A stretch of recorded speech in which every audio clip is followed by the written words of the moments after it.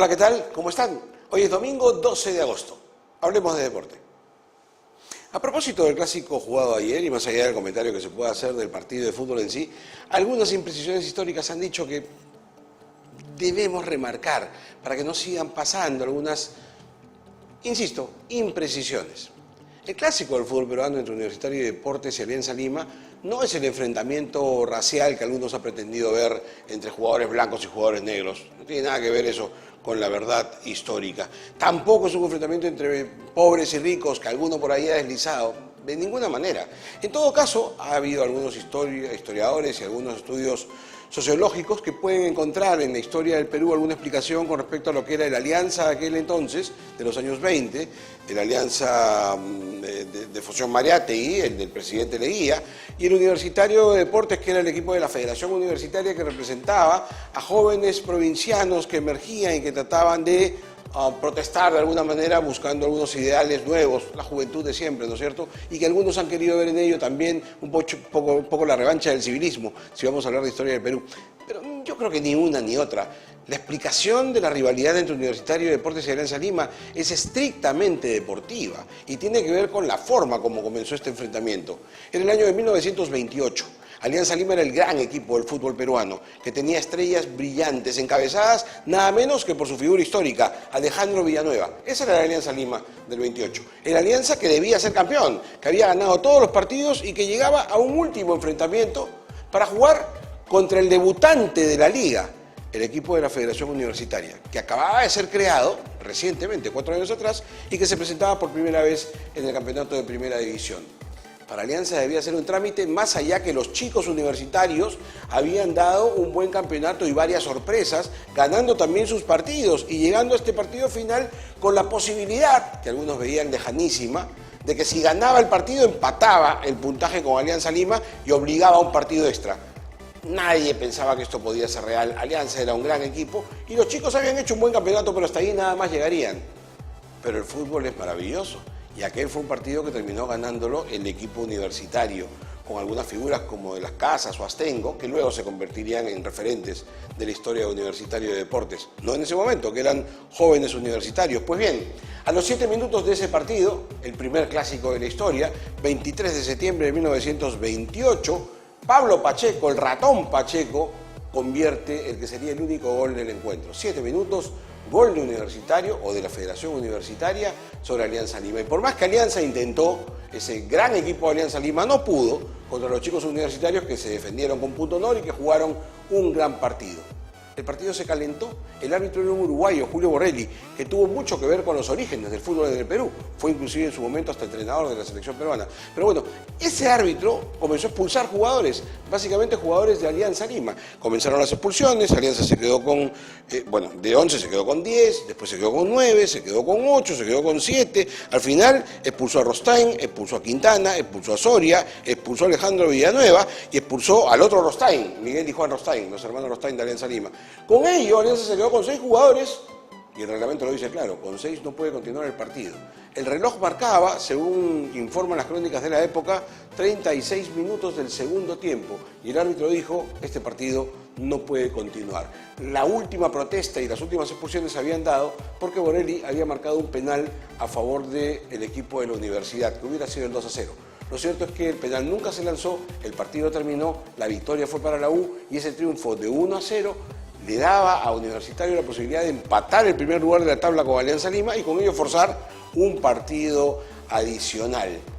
Fue más allá aquel encuentro. Terminado el mismo, los ánimos estaban muy caldeados y entonces comenzó una trifulca que de alguna manera, dicen, generó Filomeno García, un mediocampista de Alianza Lima, que tuvo algún enfrentamiento con gente de la tribuna no se portó muy bien y eso terminó en una gran bronca. Por eso es que este partido es reconocido en la historia como el clásico de los bastonazos.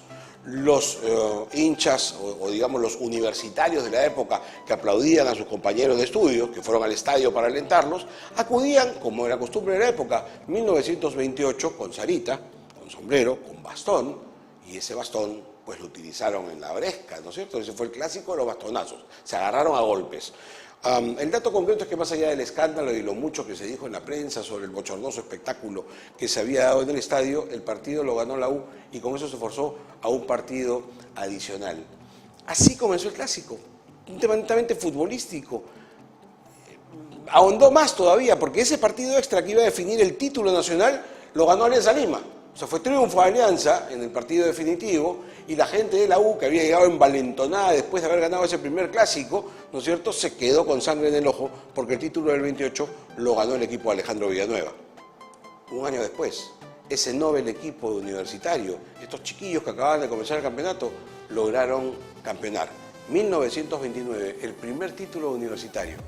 El clásico ya había nacido. Revancha tras revancha, argumentos netamente futbolísticos fueron los que hicieron de este partido, entre la U, el futuro Universitario de Deportes, y Alianza Lima, el partido más importante de la historia del Perú.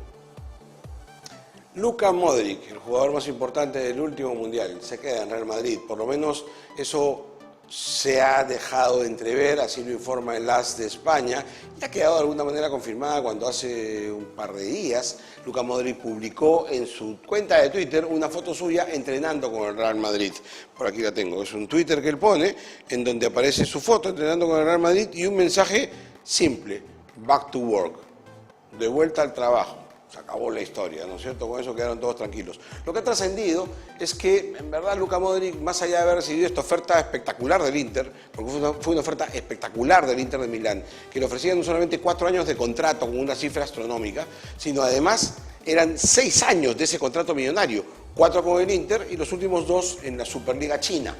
Digamos, un jugador de 36 años ganando 10 millones de euros al año, una cosa espectacular. Pero no, parece que se queda.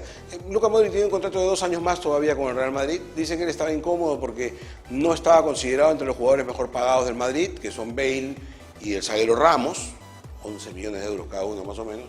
Y lo que ha trascendido es que el presidente de Madrid le ha asegurado que van a reconocer su esfuerzo, su calidad futbolística, que le van a elevar la cifra del contrato y que lo van a poner al mismo nivel.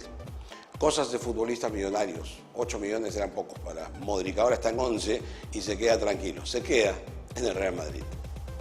Y para terminar, a propósito de la clasificación de Stefano Pechera para el próximo Campeonato Olímpico de Tokio, es el primer peruano que ha clasificado a las Olimpiadas del 2020, nos preguntaban qué es el láser estándar, porque dijimos, ha clasificado el láser estándar.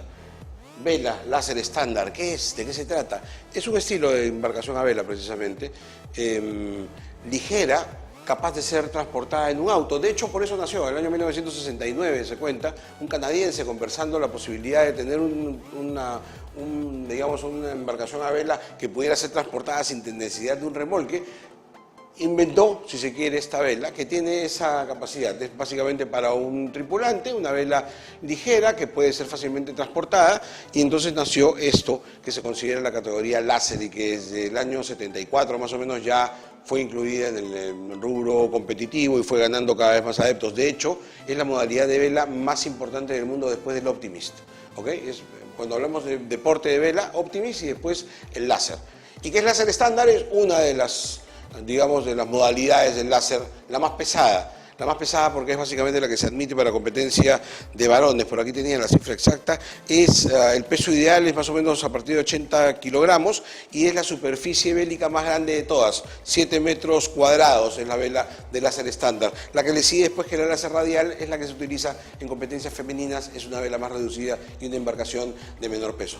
Respondí entonces la pregunta: cuando hablamos de pechera, cuando hablamos de láser estándar, estamos hablando de vela, el deporte de vela, en donde Perú ya tiene un representante para los Juegos Olímpicos de Tokio. Ahora sí, nos despedimos, que pasen un buen domingo. Nos encontramos el lunes temprano para seguir hablando de deporte.